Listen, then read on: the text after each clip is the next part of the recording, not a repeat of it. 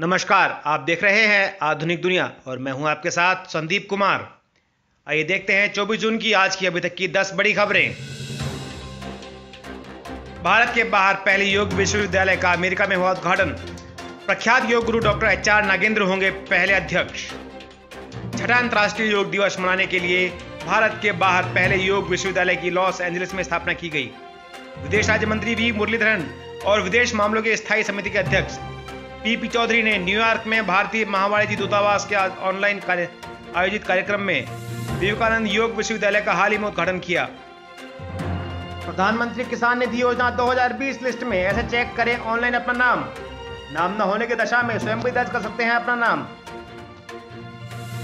देश के करोड़ों किसानों के लिए प्रधानमंत्री नरेंद्र मोदी यूं तो कई लाभ परियोजनाएं शुरुआत कर रहे हैं, लेकिन इनमें प्रधानमंत्री किसान निधि योजना सबसे महत्वपूर्ण समझी जा रही है। सरकार इस योजना के तहत किसानों के बैंक खातों में हर साल 6,000 रुपये जमा करती है।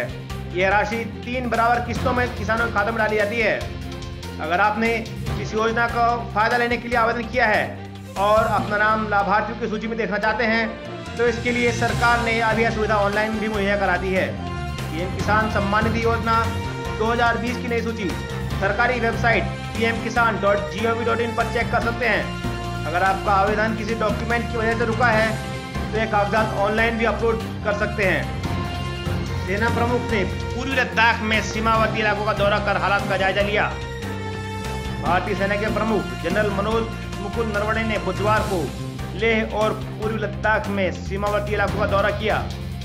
जनरल नरवणे ने उच्च मनोबल और साहस के लिए सैनिकों की प्रशंसा की और उन्हें इसी जोश और उत्साह के साथ काम करते रहने के लिए हिदायत दी। घाटी को दहलाने की साजिश नाकाम, सोपोर से लश्कर तैयबा के 4 आतंकी गिरफ्तार। जम्मू कश्मीर के सोपोर में सुरक्षा बलों के संयुक्त अभियान में लश्कर तैयबा के 4 आतंकवादियों को गिरफ्तार किया गया है। आधिकारिक सूत्रों ने बुधवार को जानकारी दी। उन्होंने बताया कि राष्ट्रीय राइफल्स, जम्मू कश्मीर के विशेष अभियान समूह और केंद्रीय रिजर्व पुलिस बल के जवानों ने लश्कर तैयबा के आतंकियों की उपस्थिति की सूचना मिलने के बाद सोपोर के अथौरा, जानपोरा, पुष्का मुकाम समेत विभिन्न जगहों पर तलाशी अभियान चलाया। इस दौरान 4 आतंकवादियों इरफान खान, कैसर रहमान, सुहेल अहमद और इरफान मीर को गिरफ्तार। चालबाज चीन की नई चाल, ड्रैगन ने हड़पी नेपाल की 33 हेक्टेयर जमीन। चीन बना सकता है आउटपोस्ट, डरने लगा नेपाल। घर में ही घिरे पीएम ओली, बढ़ने लगा है रोष। चालबाज चीन ने नेपाल के साथ भी वही किया जो अब तक दूसरे देशों के साथ दोस्ती की आड़ में करता आया है। इस बार अपना साम्राज्य बढ़ाने के लिए चीन ने नेपाल को अपना निशाना बनाते हुए नेपाल की कुल 10 स्थानों पर कब्जा कर लिया है। खबर है कि चीन ने नेपाल की 33 हेक्टेयर जमीन पर नदियों की धारा बदलकर प्राकृतिक सीमाएं बदल दी और नेपाली भूमि पर अपना कब्जा जमा लिया। कोरोना से लड़ाई में केरल को बड़ी कामयाबी, संयुक्त राष्ट्र ने किया सम्मानित। संयुक्त राष्ट्र ने मंगलवार को जन सेवा दिवस मनाया और इस दौरान कोविड-19 महामारी से निपटने के लिए जिन को सम्मानित किया गया उसमें भारतीय राज्य केरल भी शामिल था।